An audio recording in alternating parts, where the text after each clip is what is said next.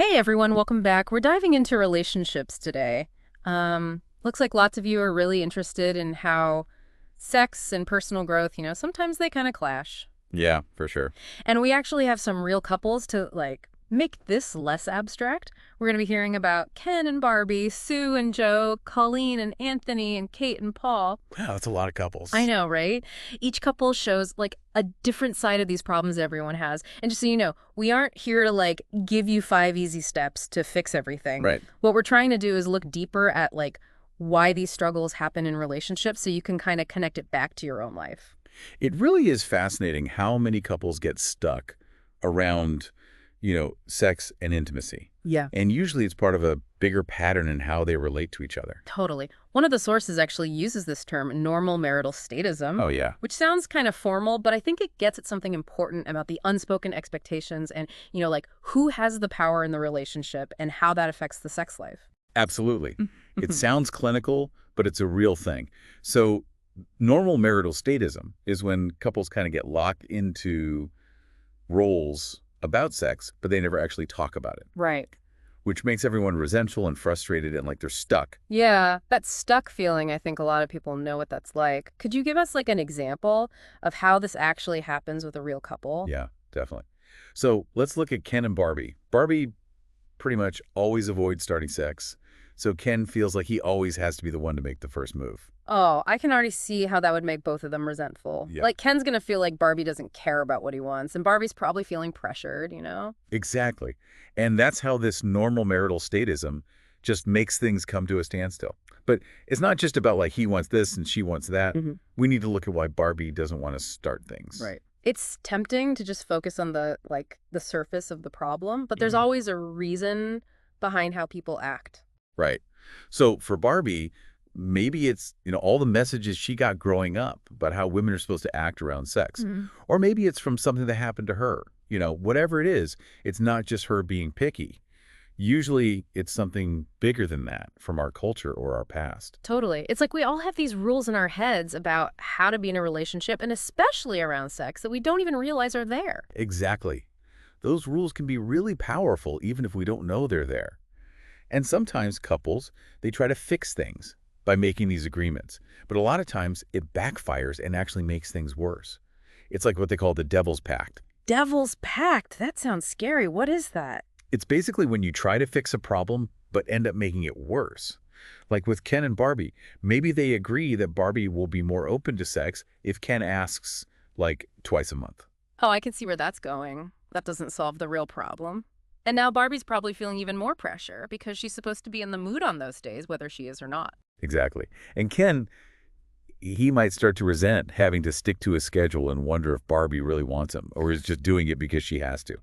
So those agreements, they sound good, but they can just make people feel more distant and resentful. Yeah, because they don't deal with the real, like, emotional stuff going on in the relationship. It seems like in the sources, they keep saying how important it is to, look at yourself and really think about the role you play in the problems instead of just blaming your partner. Totally. It's really easy to point the finger at your partner and say it's your fault. Yeah. But if you want to actually change things, each person have to look at their own kinks, the way they act, and, all that emotional baggage we all carry around. Right. It's not fun, but that's how you break out of those bad patterns. So that's the first step, being self-aware.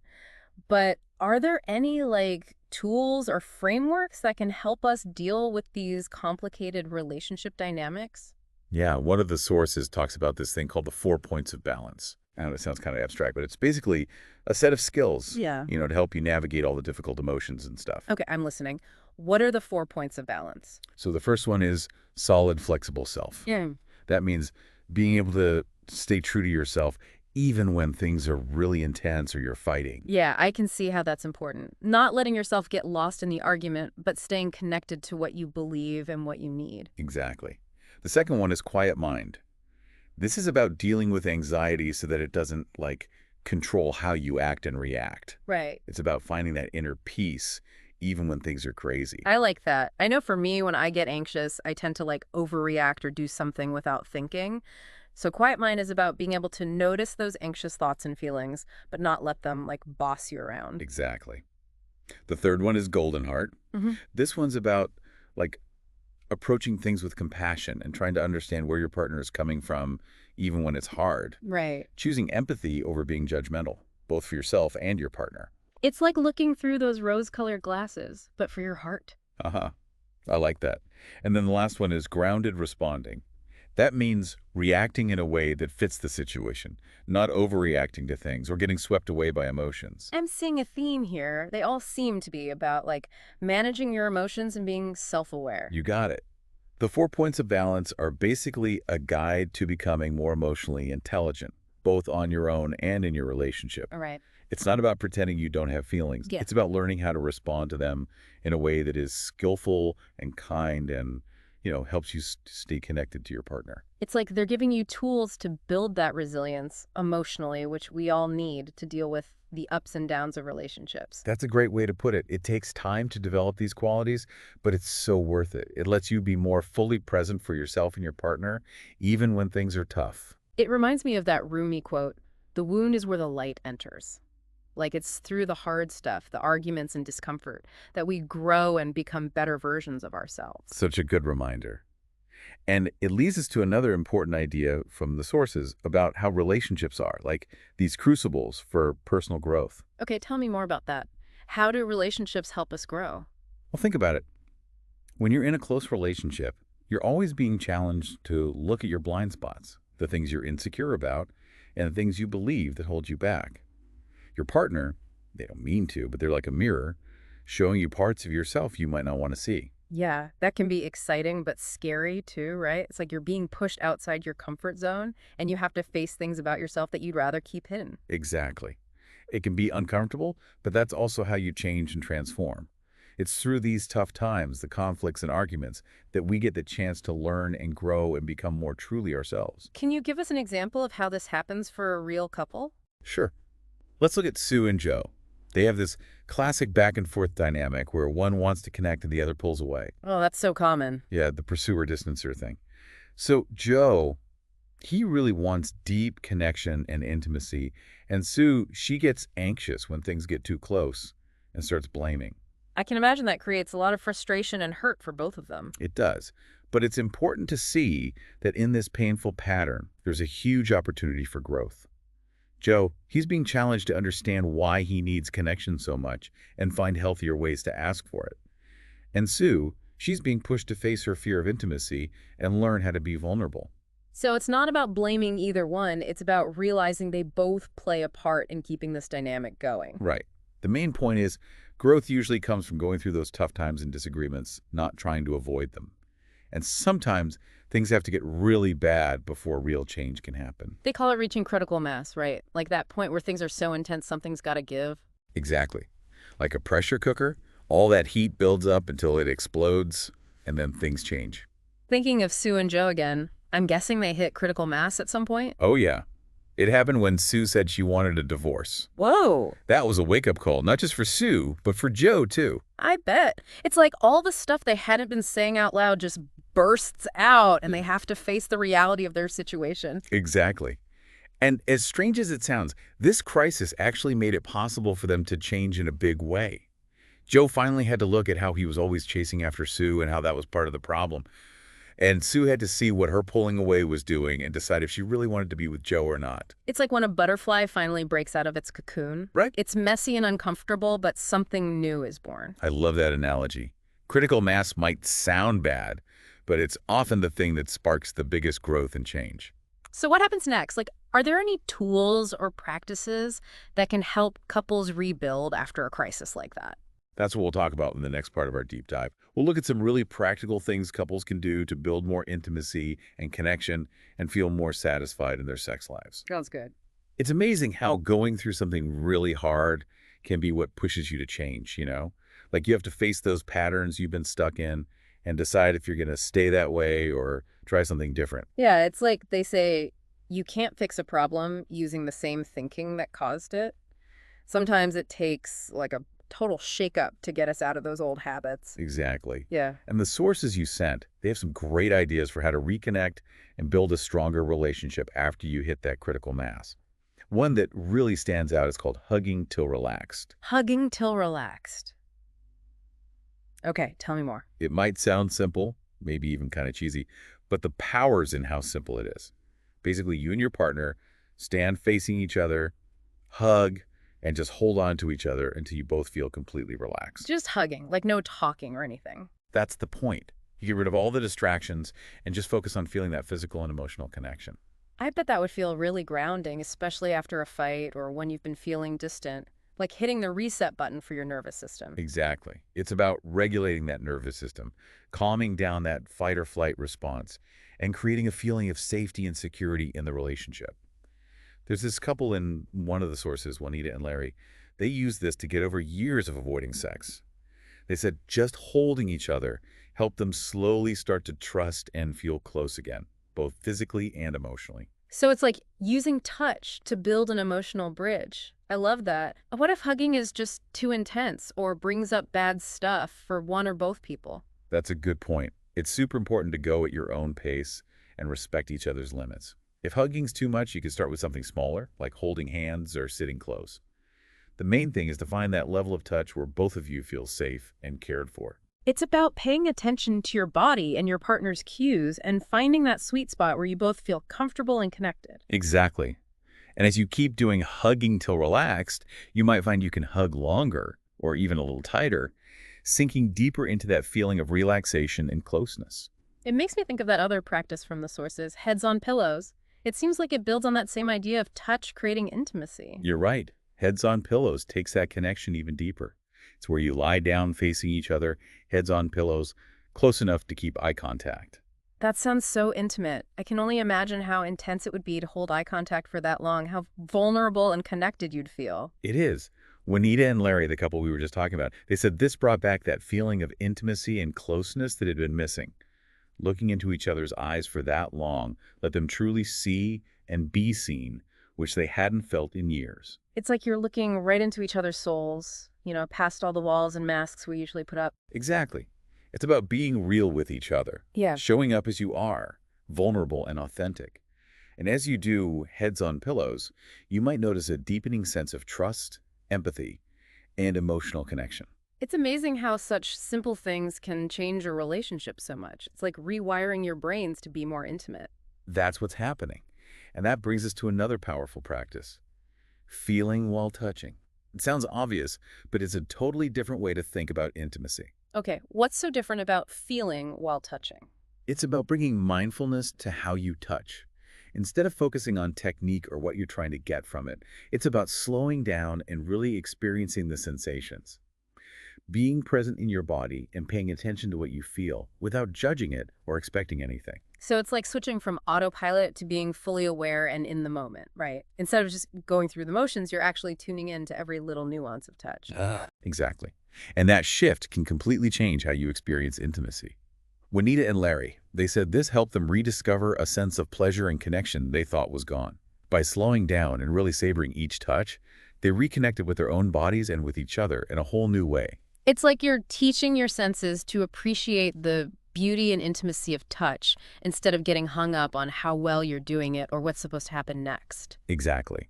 It's about treating the body and human connection as something sacred and appreciating it. As you practice feeling while touching, you might notice you're more sensitive to your own body, you enjoy your partner's touch more, and you're able to feel more pleasure and intimacy. It seems like all of these practices are about building that foundation of safety, trust, and connection. It's about taking things slow, paying attention, and rediscovering the joy of being in your body and with your partner. You got it. It's about creating a culture of intimacy, both within yourself and in your relationship. And this focus on mindful touch, it can actually help with things you wouldn't expect, like being ticklish. Because often that comes from feeling unsafe or out of control in your body. I have to admit, when I saw curing ticklishness in the notes for today, I was a little confused. But now I see how it fits in. Uh-huh. Yeah, it might seem random, but ticklishness shows how those issues with power and control we talked about can actually show up physically. A lot of times being ticklish is a reaction to touch that's unpredictable or that you can't control, and it makes you feel vulnerable and anxious. It's like your body's going into defense mode, ready for something bad to happen, even if it's just a playful tickle. Exactly. And for some people, that feeling of being vulnerable is so strong that it's hard to relax and enjoy being touched, even in a safe, loving relationship. So how does this connect to the things we've been talking about? How do you cure being ticklish? It's less about curing and more about changing how you see it and creating safety and control. The key is for the person who's ticklish to feel in charge. Like they can decide the speed, the pressure, what kind of touch they want. And the partner needs to be really attentive, respectful, and predictable, making sure touch feels good and safe instead of scary. So it's all about being clear about boundaries and communication around touch. Absolutely. And there's another example of how a small change can make a big difference, building more trust, intimacy, and understanding between partners. Colleen and Anthony, another couple from the sources, they said that dealing with Colleen's ticklishness actually helped them have a better sex life. By dealing with this one little thing, they were able to connect more deeply and feel more pleasure. It's amazing how those small shifts in awareness and communication can change things so much. It really is. It shows how powerful it is to be mindful and intentional in your relationships, bringing your full attention to each moment, whether it's a hug, a conversation, or having sex. And that leads us to the final piece of the puzzle, tender loving sex. Tender, loving sex. It just sounds so much more meaningful than just plain sex. It is.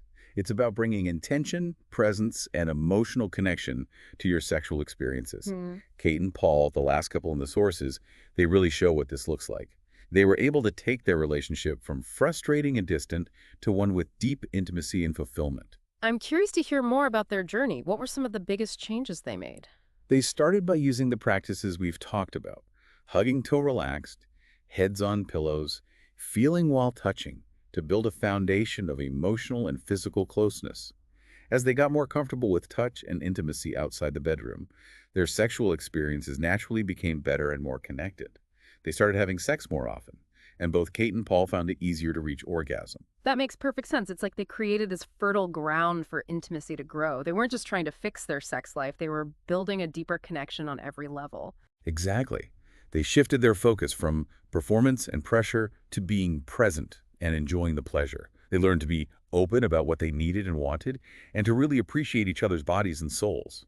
And as their intimacy deepened, their sexual satisfaction did too. This is so inspiring. It gives me hope that even couples who are really struggling can find that intimacy and passion again. But let's be real, even with the best intentions, things don't always go perfectly in the bedroom. What about those times when you get performance anxiety or distracted or those old patterns come back? That's when that idea of a collaborative alliance becomes even more important. Yeah. It's about being able to say, oops, that happened, without judging or blaming each other and working together as a team to get back on track. So it's like having that shared understanding that you're going to hit bumps in the road, but those bumps don't have to ruin the whole trip. Exactly. It's about being able to laugh things off, make adjustments, and stay connected, even when things aren't perfect. That teamwork can make a world of difference. But what happens when deeper stuff comes up during sex, like past trauma, emotional baggage, or those beliefs that hold us back? That's when things can get really complicated.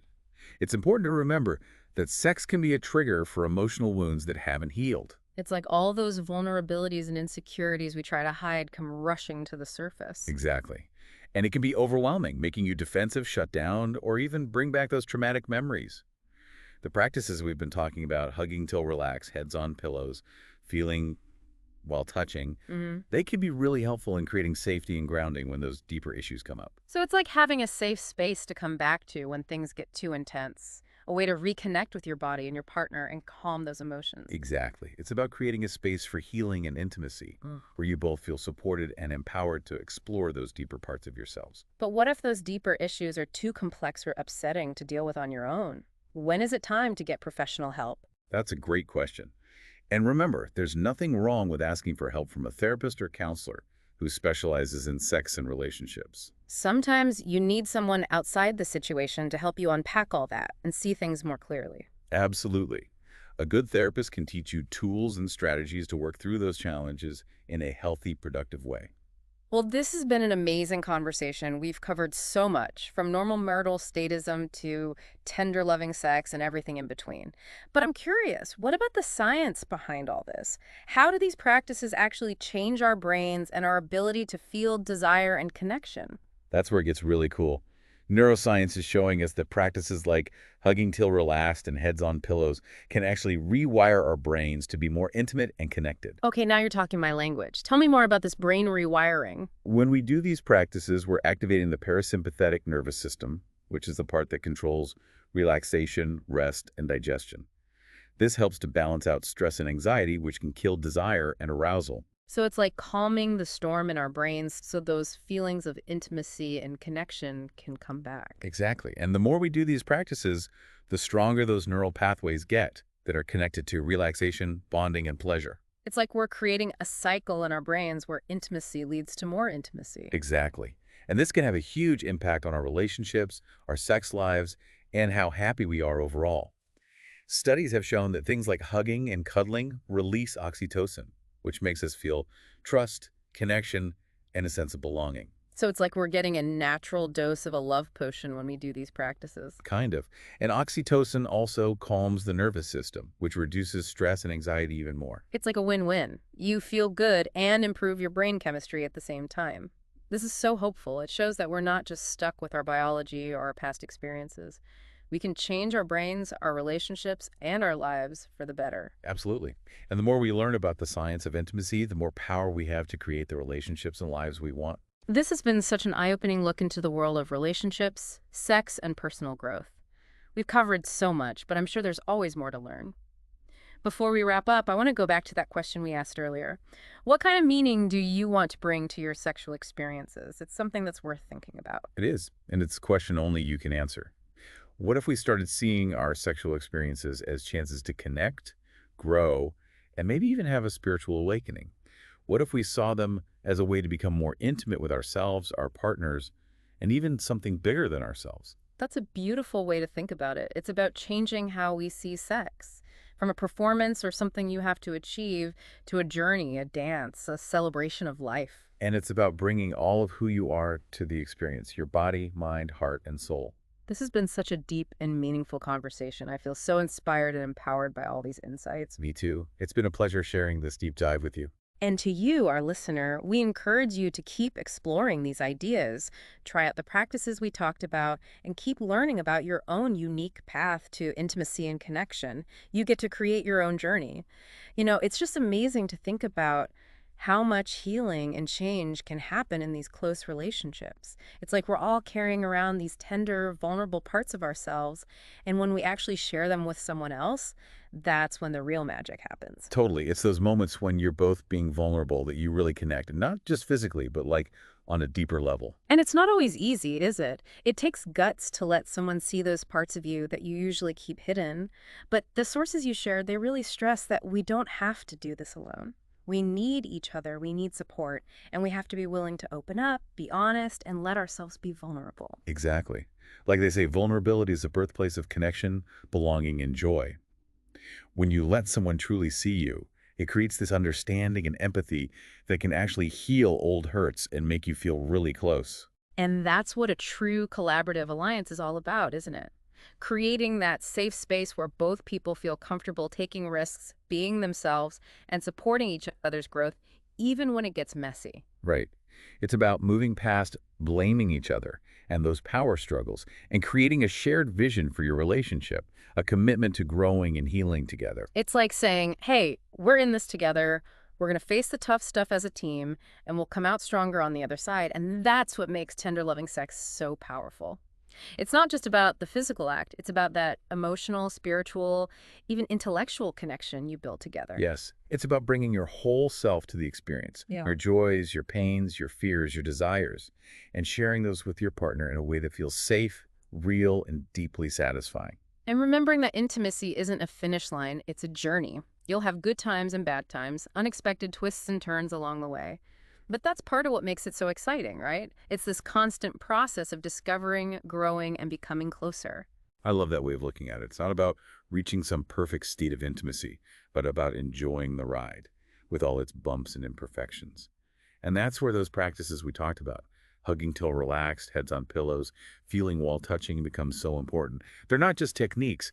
They're like invitations to slow down, pay attention, and reconnect with yourself and your partner one moment at a time. Yeah, it's like they give us a map to navigate those storms that come up in every relationship. reminding us that even when things feel really tough, we can always find our way back to that feeling of connection, that shared space of love and support. And that's a really powerful message. We're not alone in this. We can heal. And even when things are hard, there's always the chance for deeper intimacy, more love, and relationships that truly fulfill us. So to our listener, keep exploring, keep growing, and keep believing in the power of love and connection. Until next time.